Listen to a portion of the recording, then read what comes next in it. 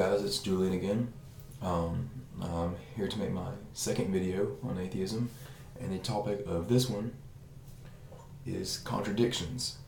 So, remember in the last video we talked about immorality, this one contradictions. Something I like to say is my throat started hurting yesterday morning, and it has been pretty scratchy all day, and I'm kind of losing it, so that's why I sound this way. But now a contradiction, as most of you should know, is something that speaks against itself. For instance, if I said I did not like fish, but someone caught me eating fish later on in the day, that would be a contradiction. I said I didn't like it, but I eat it anyway. It speaks against itself, okay? So that's what we're going to talk about here in this video. Now, the first subtopic I'd like to talk about in this video for contradictions is people putting God in a different dimension. Now, what I'm going to explain this is a lot of the times if you're arguing with a Christian person, whether you're an atheist or not, and you say, or even if you're not arguing, you just think in general, and the question comes up, how did God, come about?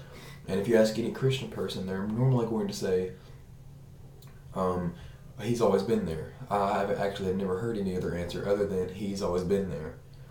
And as you know, this completely goes against the laws of nature. Something coming from nothing. Something has to be created at one point. Everything comes from something. Everything has had a beginning.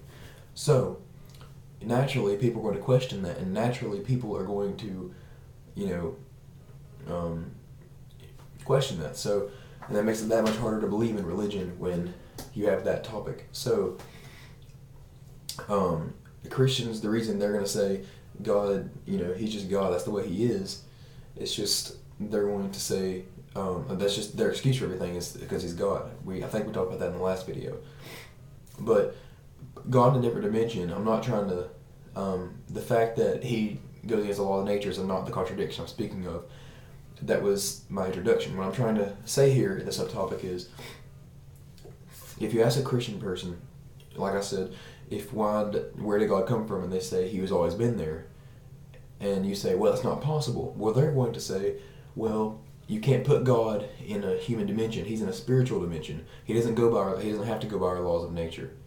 Well, I had nothing to say to that for a long time because that did make a little bit of sense and I had me stumped. But after dwelling on it for a long period of time, I started to realize, well, if God is in a different dimension, then how can he interact in people's lives?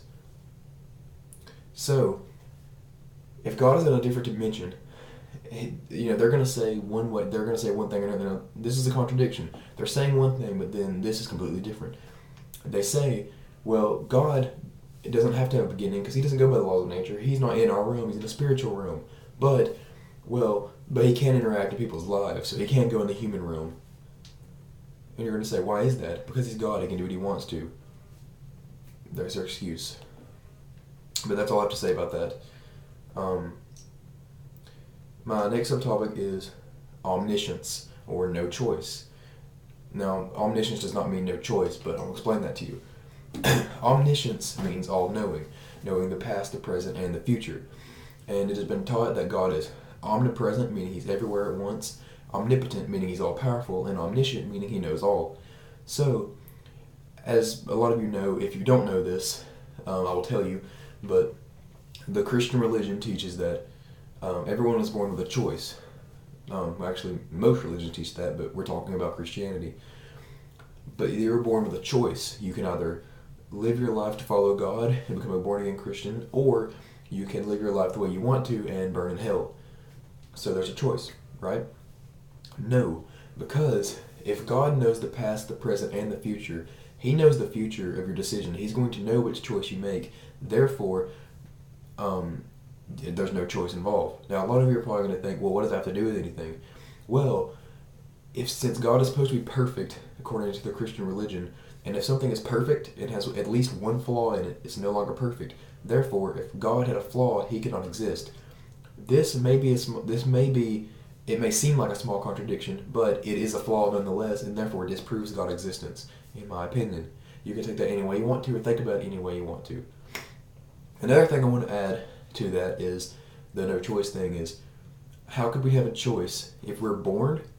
We have no. Okay, now we're born with free will, and it has been taught in the Christian religion many times. You're born with free will, meaning you can do what you want to. If you're born with free will, but if you don't follow God or love Him, then you burn in hell for eternity. There's no free will involved.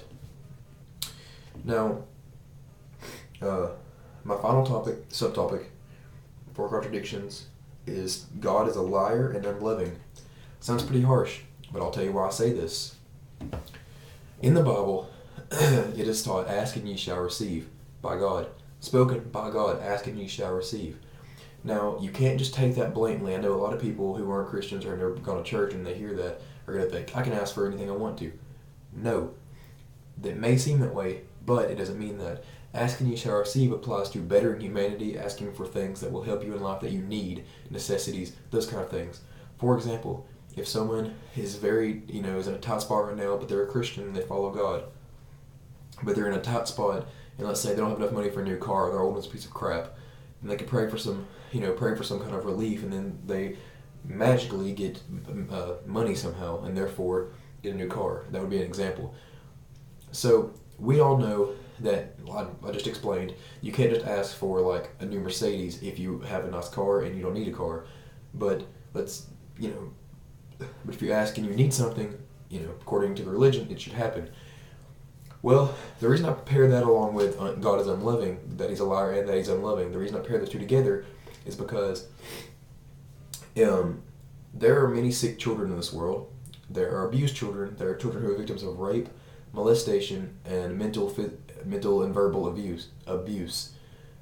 And then all the disease in other parts of the world. So that's completely unfair, which also goes against God's fairness and unjustness, but we're not going to talk about that right now. But it's completely unfair and terrible. So, if you have asked and you shall receive, let's say you get some of the most religious people in the world, put them in a church, lock the doors so no sinners can get in, and they all pray to cure child cancer or disease completely from children. What is going to happen? Nothing is going to happen. And you say, well, how do you know? Ask for anything to better humanity. It will not happen, okay? So, therefore God is a liar in the fact that He said, ask and ye shall receive, and it will not happen. And He is unloving in the fact that He lets that happen to people. He lets that happen to children, even though He said, ask and ye shall receive. But that is all I have for this video. I hope you can take some of that with you, think about it. Any comments, questions? Like I said, if you have a question that you think needs a whole video to answer, then I'll be glad to answer it with a video. But I will make my new video probably tomorrow or the next day and upload it whenever I can. And that'll be my final video. And I might make future videos in the future, but we'll see about that. But good night for today.